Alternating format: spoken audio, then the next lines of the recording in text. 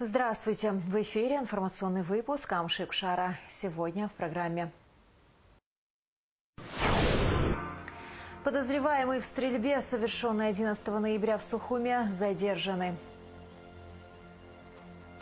7-й фестиваль культуры и быта амшенских армян «Амшен» прошел в селе Аракич.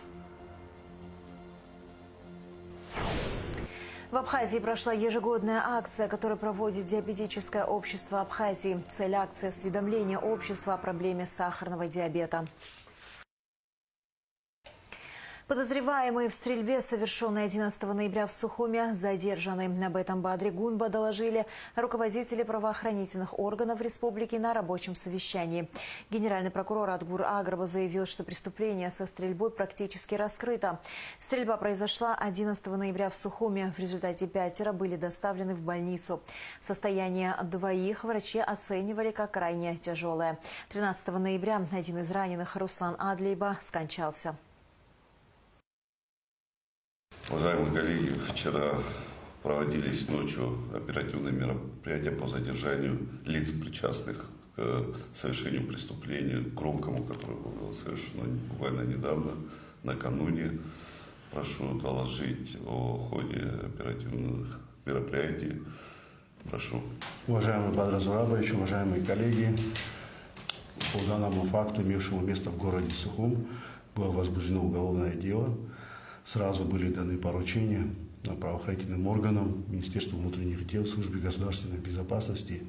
Были даны поручения по установлению и задержанию лиц, причастных к совершению данного преступления. Оперативным путем, оперативными службами вчера ночью были установлены ряд лиц, задержанные и доставлены в ВВС Службы государственной безопасности в изолятор временного содержания. С ними проводятся оперативно-следственные мероприятия. В настоящее время уже по делу мы практически имеем картину о происшествии, о данном происшествии. И дальше будут проводиться мероприятия по установлению других фигурантов уголовного дела. Так что на этом этапе можно сказать, что уголовное дело преступление практически раскрыто. Совместно с коллегами Российской Федерации был задержан один из фигурантов уголовного дела. В данный момент проходит процедура по передаче его с Российской Федерации в Республику Абхазия. Уважаемые коллеги, с учетом резонансного совершенного преступления, необходимо это дело держать на особом контроле. Как и предыдущие 2 суток, я лично буду осуществлять контроль в рамках следственных мероприятий. Прошу докладывать оперативно всю наработанную информацию. Благодарю вас за работу. Это принципиально необходимо было сделать оперативно. Это вопрос чести. Правоохранители сработали, на мой взгляд, на хорошую оценку. Я прошу отметить отличившихся сотрудников и поощрить. Гурнукзарович, надо будет оперативно, досконально, тщательно закрепиться по материалам следствия, чтобы преступники понесли заслуженное наказание. Это принципиально важно. Это дело должно быть открытым. Наше общество должно знать, что такое преступление будет в полной мере раскрыто, и преступники понесут наказание. Генеральный прокурор Адгур Агарба провел оперативное совещание по ряду резонансных уголовных дел с участием министра внутренних дел Роберта Киут, руководства управления уголовного розыска МВД и Следственного управления Генпрокуратуры. По итогам совещания определены направления по организации дальнейшей работы, даны конкретные поручения о производстве следственных и оперативно-розыскных мероприятий. Вопросы социально-экономического сотрудничества Абхазии и России обсудили премьер-министр республики Владимир Делба и замминистра Минэкономразвития России Сергей Назаров. На повестке дня вопросы о реализуемых инвестиционных проектах в Абхазии. В рамках совещания Сергей Назаров сообщил, что решение по льготному финансированию абхазского бизнеса в 2026-2030 годах уже принято. Также были озвучены предложения по реализации в 2026 году программы поддержки малого и среднего предпринимательства в Абхазии. Сегодня мы обсудим возможность, механизмы поддержки экономических проектов которые будут реализовываться в нашей стране, определим механизмы, я так полагаю, способы. Естественно, здесь представители институтов развития с Российской Федерации, наши коллеги, я знаю, проработали достаточно предметно с ними вчера. С учетом обращения президента в адрес президента России принято решение по льготному финансированию. Механизм финансирования, механизм льготирования он у нас согласован.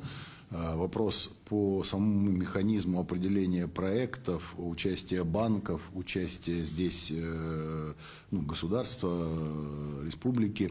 Нам надо здесь обменяться, наверное, мнениями, каким образом, мы уже об этом говорили предварительно, каким образом, какие предложения по отбору этих крупных проектов. И тут важно мне это понимание банков, чтобы они тоже, собственно, у нас там 3 банка, это ВЭФ, ВТБ и Руссельхоз.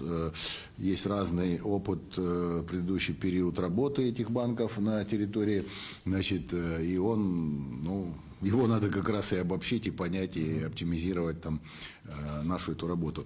И второй вопрос, который немаловажный, может быть, там более важный, это все-таки работа с МСП, тот механизм с малым и средним предпринимательством, потому что объективности ради те механизмы, которые есть на сегодняшний день, на наш взгляд, они недостаточные. Мы тут не вовлекаем банковскую структуру фактически в это. Будем так говорить, все в таком состоянии, которое требует нам сейчас подумать и принять решение, и попытаться какие-то пилотные проекты раскручивать в рамках поддержки малого и среднего предпринимательства. Да, плюс еще в рамках МСП мы хотели обсудить тоже по механизмам, может быть, аналогичным механизмам, критериям отбора, это по глэмпингам. Я говорил о том, что дополнительно там выделяем деньги в размере 150 миллионов на следующий год на именно задачу адресную по глэмпингам.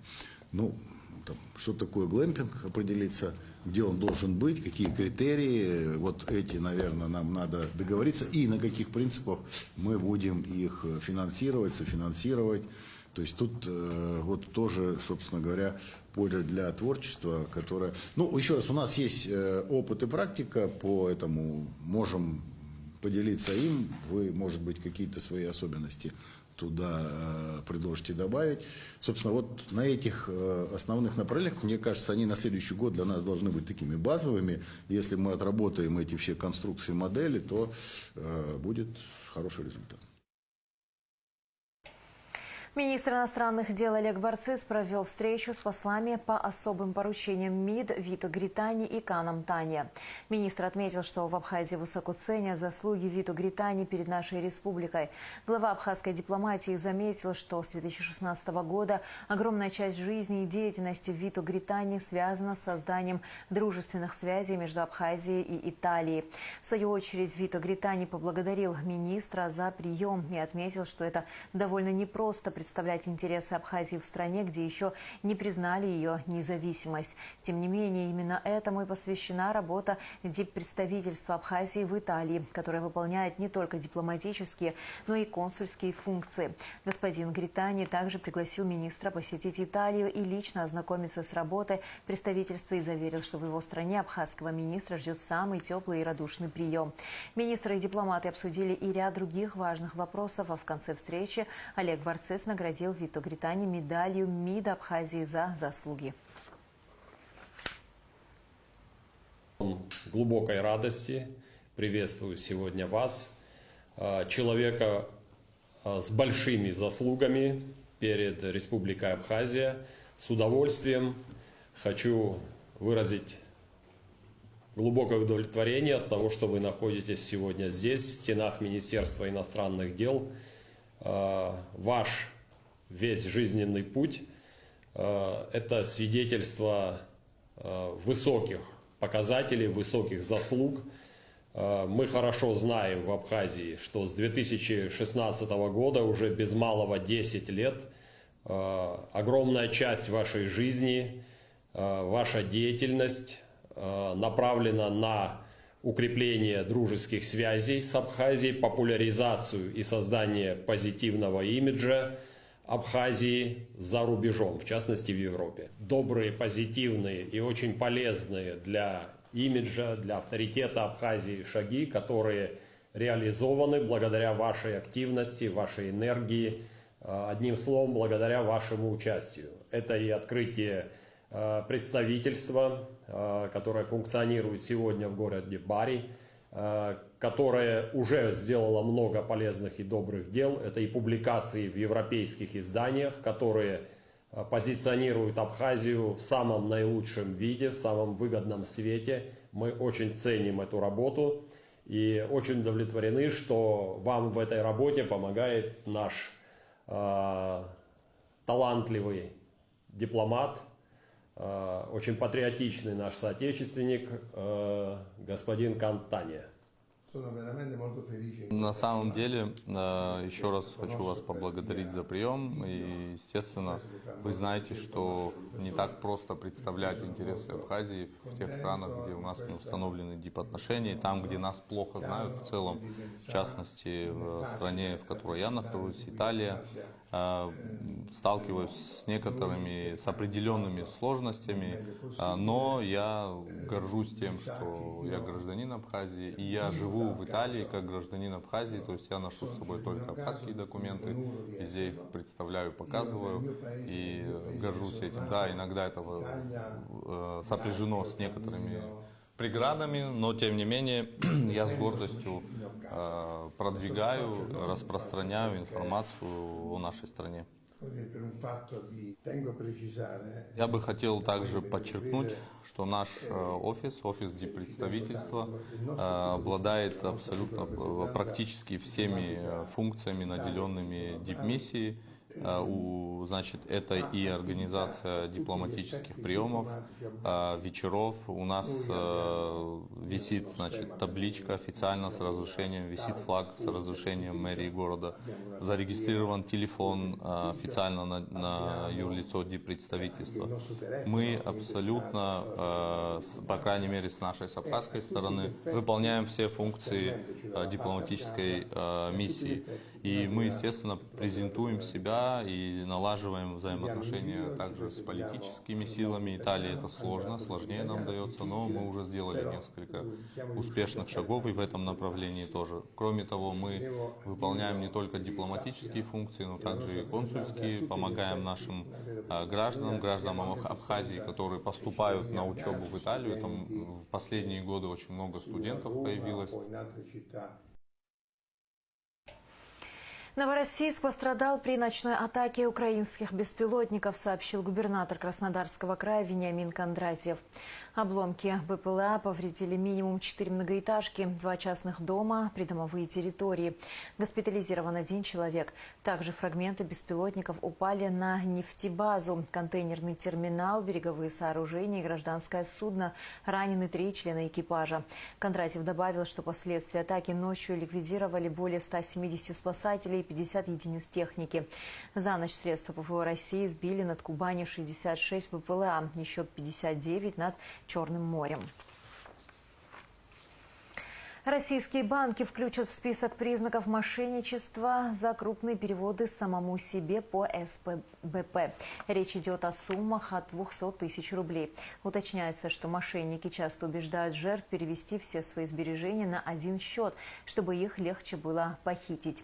Если за этим последует перевод незнакомцу, лицу, в отношении которого не было операций минимум полгода, это может стать поводом для проверки.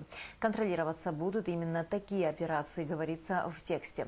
Многие граждане Абхазии являются держателями российских карт, поэтому мера может коснуться и их.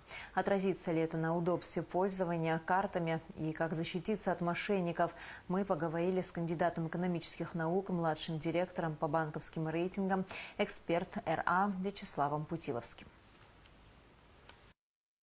Я считаю эти меры полностью оправданными из-за действий мошенников. Могу сказать, что дополнительно то, что Банк России сейчас этим занялся и объявил об этом, на самом деле эта работа велась коммерческими банками уже довольно давно в инициативном порядке. Просто чтобы получать меньше нареканий со стороны пользователя, они проверяли те или иные нетипичные платежи и довольно часто их блокировали. Вот сейчас эта работа уже становится системной, и возглавил ее, соответственно, Банк России. Другое дело, что если банки будут перегибать палку и слишком часто все блокировать, слишком ревностно смотреть за всеми платежами, они получат отток клиентской базы. Просто люди не захотят, чтобы их распоряжения как-то задерживались, не исполнялись, и старые добрые наличные, в общем-то, будут опять рулить. На самом деле соперничество мошенников с системой недопущения мошенничества, она бесконечна. Каждый раз будет придумываться что-то новое. Вот, на любое действие там, Банка России будет какая-то дополнительная схема разработана. И наоборот, защита от этой схемы будет. Вот, соответственно, основное, что надо делать, это, скажем так, финансовая гигиена. Вот, то есть не связываться с какими-то непонятными людьми, не верить в то, что они там представляют правоохранительные органы, не сообщать о себе лишней информации любой. Вот, я думаю, что защиты полной, конечно, это не обеспечит, но это отсечет там 90%, скажем так, успешных мошенников. Следует понимать, что это так называемые высокие технологии, без каких-либо скидок. Средства манипулирования людьми, они все время совершенствуются, и, скажем так, разработки ведутся на самом высоком уровне. И то, что они сейчас применяются для мошенничества, это вовсе не означает, что они потом для чего-то еще не будут более серьезно применяться. Вот, вполне возможно, что это происходит и на уровне государства тоже. Вот, что касается защиты, но здесь следует понять просто, что, возможно, какие-то свои деньги надо затруднить к ним доступ. То есть, чтобы даже переданный код не там, предоставлял, к примеру, какие-то доступы к этим деньгам. Вот, иногда имеет смысл разложить деньги по разным счетам и, допустим, кучкам наличных.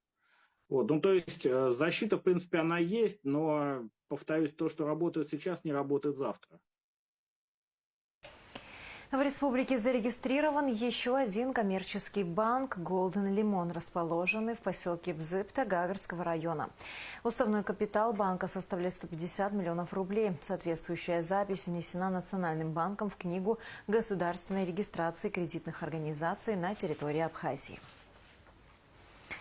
7-й фестиваль культуры и быта амшинских армян «Амшен» прошел в селе Аракич. В программе дегустация национальных блюд, выставка предметов быта и ремесел, выступления известных артистов и творческих коллективов Абхазии и России.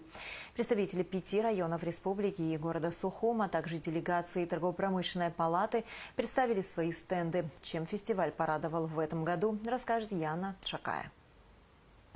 Сегодня в селе Аракич большой праздник, праздник Амшен. На фестивале представлены зажигательные танцы и песни, а также вкуснейшие блюда от острого до сладкого. Добро пожаловать на амшенский праздник! Уже 7-й год в Абхазии отмечают традиционный амшинский праздник. На этот раз его провели в селе Аракич Ачимчирского района. Этот праздник посвящен памяти амшинских армян, переселившихся в Абхазию из исторического района Амшин, и приурочен к сбору урожая. Амшинские армяне готовят национальную еду и угощают гостей. Мы сегодня собрались на этот праздник вообще очень спонтанно. Нас пригласили сюда помогать. Мы очень готовились, люди. У нас много всего вкусного, уже все разобрали почти. Много сэндвичей, сладостей, бургеров. Дети довольны были все. Праздник, шоу тоже был прекрасный. Я желаю всего самого наилучшего всем народам. Вот. Пусть у всех все будет хорошо. Я сегодня всех увидел, кого хотел в жизни. 10-15 раз я после войны не видел людей, этих увидел я. Я очень рад. Желаю Абхазии счастья, мира. На фестивале демонстрируют традицию, кухню, ремесла, проходят концерты, в которых участвуют абхазские и армянские творческие коллективы. Также здесь организовывают мероприятия для детей.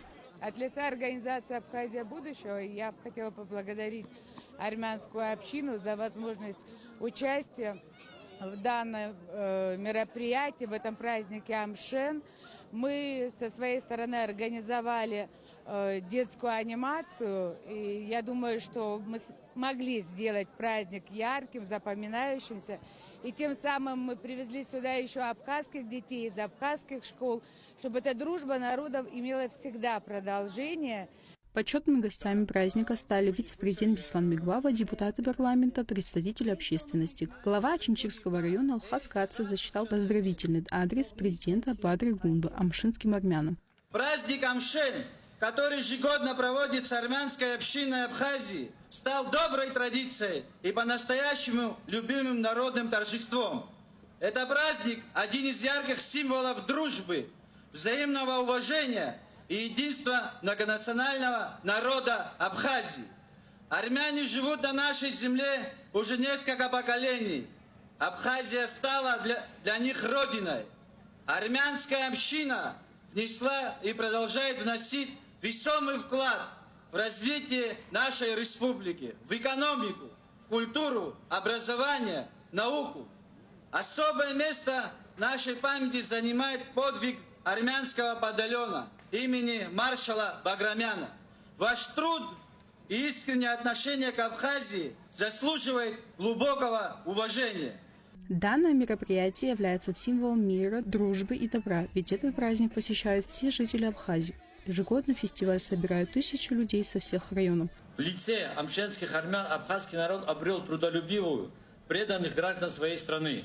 Находясь вдали от своей истории родным, амшенские армяне сумели сохранить свою идентичность, язык и культуру, которая поражает своим своеобразием и самобытностью. Вы, армяне, куда бы ни забросила вас судьба, живете своим трудом, созидаете во благо страны, в чьей земле вы обосновались. Уверен, из вашей памяти никогда не стерется то добро своего абхазского народа. И всегда это вы доказывали в мирное время своим трудом, а в сражении, в войне доказывали своим участием. Уже по традиции фестиваль ежегодно принимают участие торгово-промышленная палата республики. В самом сердце поляны выставлен стенд с абхазскими блюдами и различными напитками отечественного производства.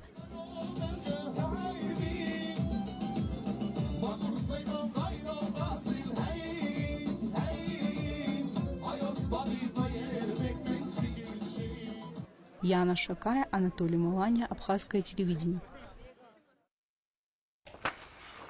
Юная абхазская гимнастка София Боджгуа завершила свои выступления на международном турнире «Небесная Грация» в Пекине.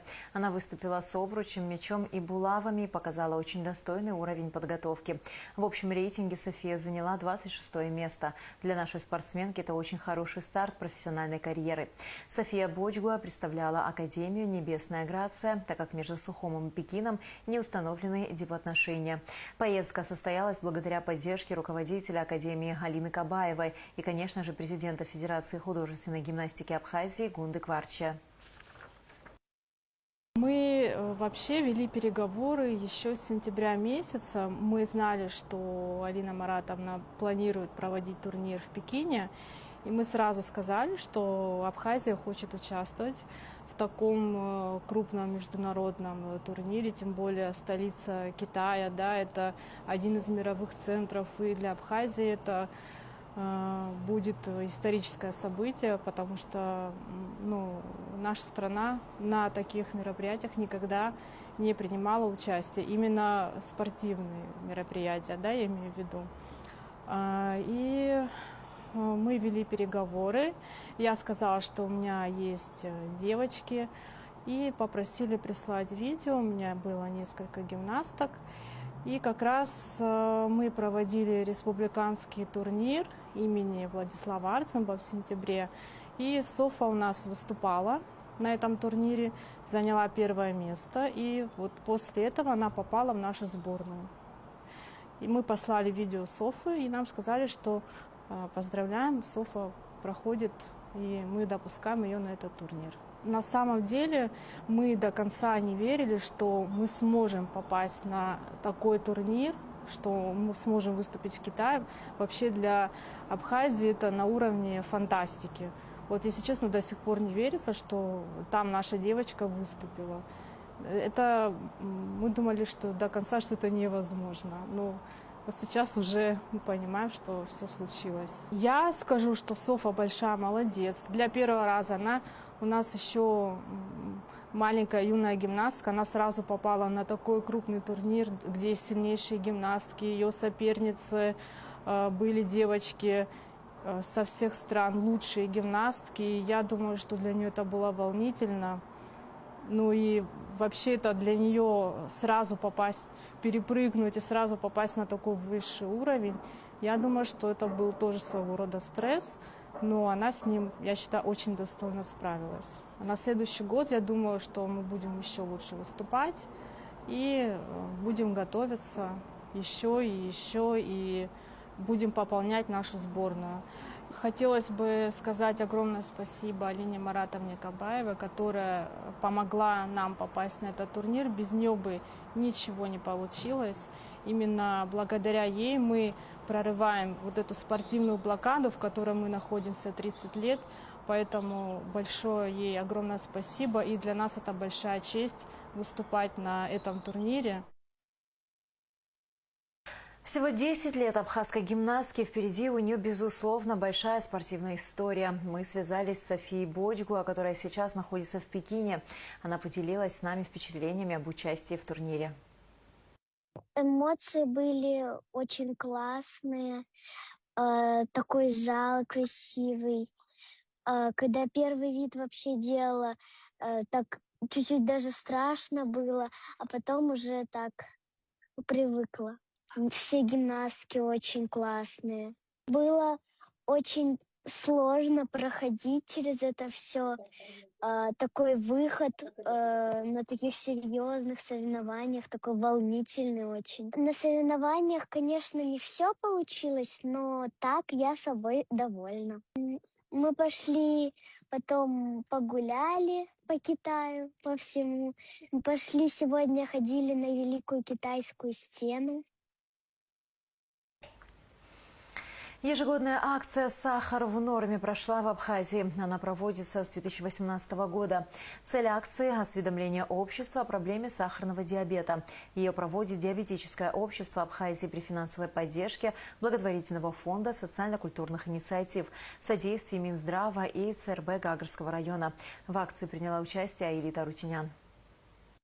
Сахарный диабет – хроническое заболевание, медленно уничтожающее организм человека. При нем поджелудочная железа не вырабатывает достаточно инсулина, или организм не может эффективно использовать вырабатываемый инсулин. Простыми словами, инсулин – это ключ, который помогает глюкозе, сахару, из крови попасть в клетки, чтобы дать им энергию. Если этого не происходит, уровень сахара в крови повышается, что со временем приводит к серьезным повреждениям многих систем организма. За эти годы порядка 15 человек, 15 случаев, которые впервые выявлены сахарный диабет. Это когда показатели сахара близятся аж к 20, 18, 19, 20.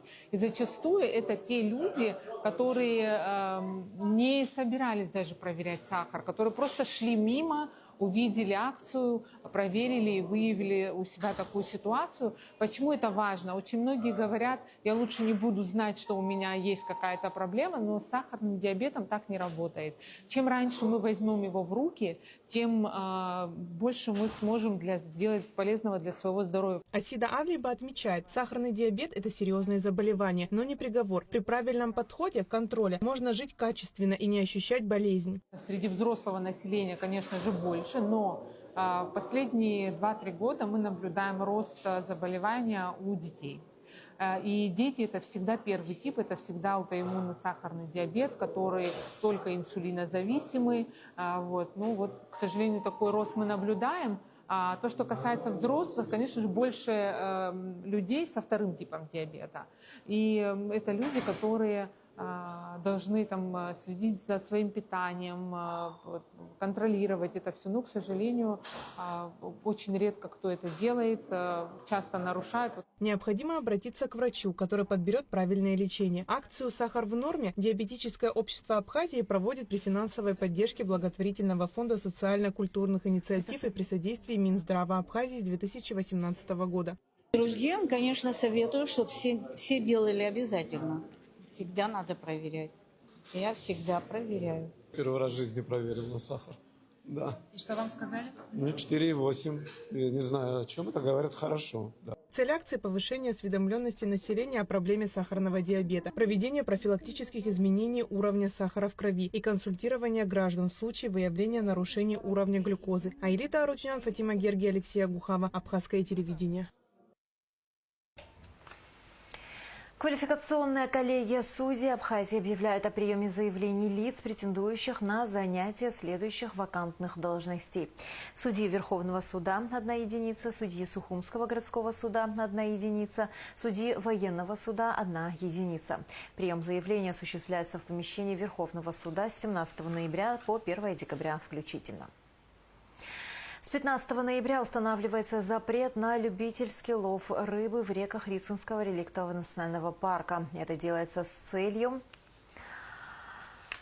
обеспечения охраны лососевых рыб в период нереста. Администрация парка напоминает посетителям, что на территории парка в соответствии с законом об особо охраняемых природных территориях запрещается любая деятельность, включая охоту, которая может нанести ущерб растительному и животному миру. О дате разрешения на ловлю рыбы администрация парка сообщит дополнительно. И в завершении выпуска о погоде. В выходные дни 15 и 16 ноября в Абхазии ожидается переменная облачность без осадков. Температура воздуха ночью 9-14, днем 12-17 градусов. Температура морской воды 17 градусов.